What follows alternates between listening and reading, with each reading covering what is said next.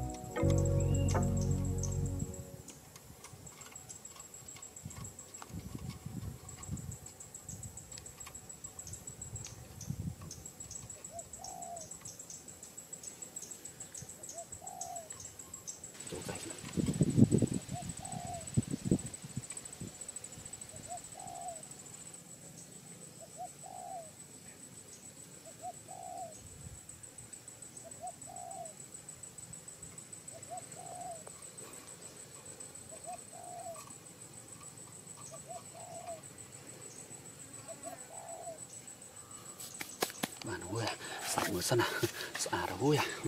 xả đâu ui à xả mưa mới mày với nhá bởi vì hờ máu bị khơi kêu viếng chọt lơ năng mòn chọt nó choán bốc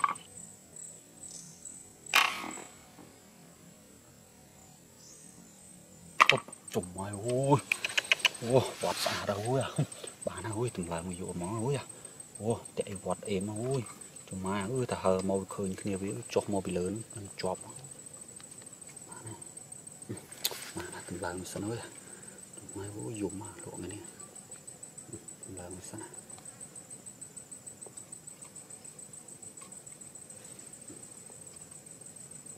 bà nào ơi cho mai em hoa ơi một tròn bị lớn mình cho bà mà đó tuần hộp chạm mưa sân mình chạm mưa mó ơi mình chạm mưa gì nữa mình vô đồ cho bó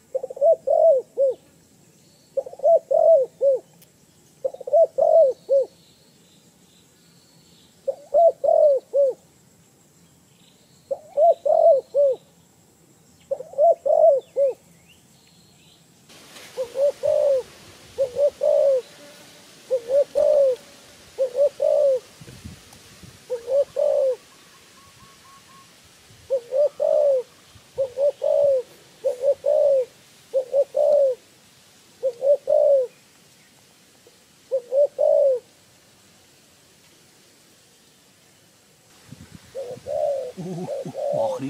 bỏ đi bỏ đi ui bỏ đi ui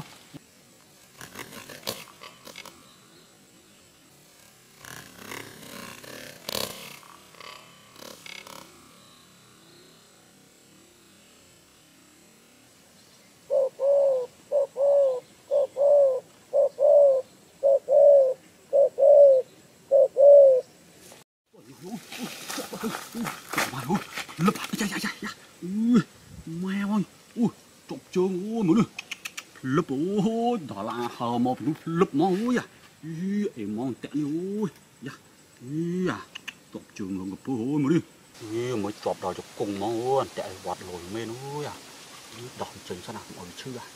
à ní bếp cồn ở lỗ ui à tu dạ dạ à máu à cục à chọc nó ui đó là cồn ở lỗ máu bà liền với máu ui à ở tao mày ơi với nhá bà vô với ơi chọc cồn ở lỗ chọc mày ở lỗ vô ơi à bán ơi liền với máu nật nhau ơi cồn ở lỗ à to tạm bè với nhá to đâu phơi mà ui bài với ui mê mà chạp vô tụi với nhá ui à mê ui ui dạ bán à thổ cái này kia ui à ui cồn ở lỗ này lấy kia ui wow, bọt mê nào